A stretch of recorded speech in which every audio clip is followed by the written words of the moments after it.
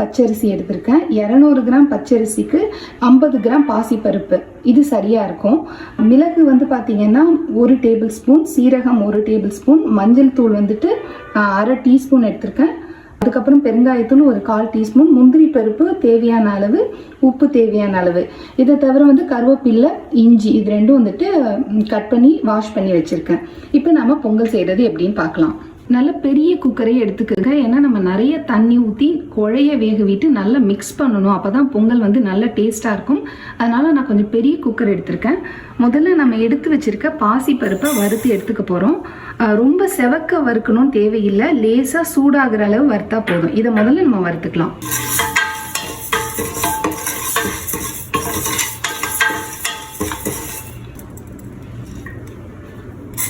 ஓரளவு சூடு ஏறிடுச்சு.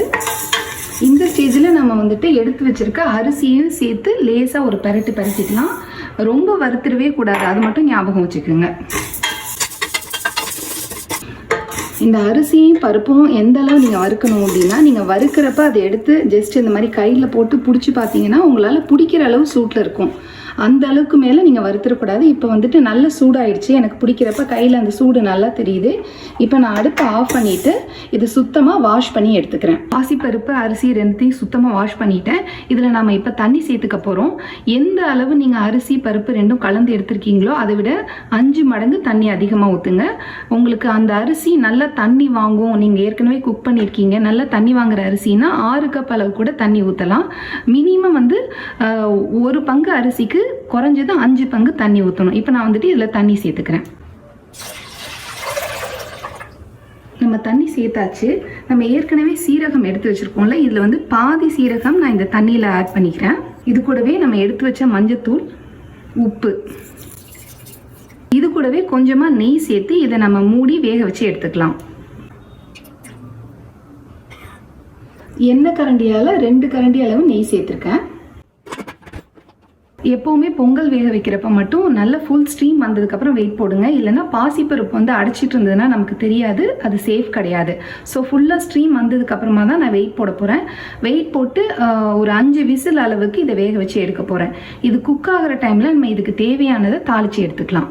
நல்லா ஃபுல் ஸ்ட்ரீம் வர ஆரம்பிச்சிருச்சு, பார்த்தீங்கனாலே தெரியும். இப்போ நம்ம வெயிட் போட்டுடலாம்.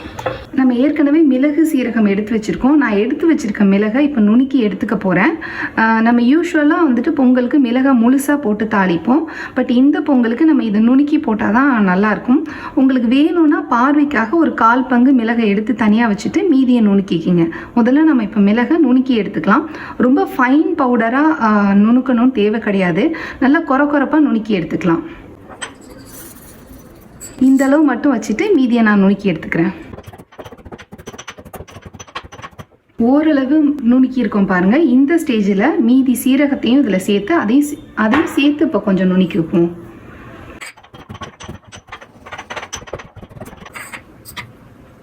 இந்த அளவு ஃபைனாக நுணுக்கிக்கிட்டோம் அப்படின்னா சரியாக இருக்கும். இப்போ தான் ஃப்ரெஷ்ஷாக நெய் காய்ச்சினேன். எப்போவுமே பொங்கல் செய்கிற அன்றைக்கி நம்ம ஃப்ரெஷ்ஷாக நெய் காய்ச்சி செஞ்சோம்னா செம்ம டேஸ்ட்டாக இருக்கும் பொங்கல். அதுக்காகவே நான் நெய் காய்ச்சினேன். முதல்ல இஞ்சி சேர்த்துக்குவோம்.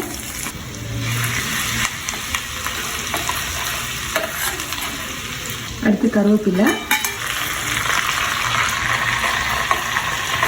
வெளியில் ரொம்ப நெய் தெரிக்கும், அதுக்காக ஜஸ்ட்டு கவர் பண்ணியிருக்கேன். முந்திரி பருப்பு சேர்த்துக்கிட்டாச்சு. நம்ம கொஞ்சோண்டு மிளகு தனியாக எடுத்து வச்சோம்ல, அதையும் நான் சேர்த்துக்கிறேன். அடுப்பு வந்து கம்மியான ஹீட்டில் வச்சு இதை வறுத்துக்குங்க. ஓரளவு சேர்ந்துட்டு முந்திரி பருப்பு. இப்போ நம்ம பொடி பண்ணி வச்சுருக்கதை சேர்த்துக்கலாம்.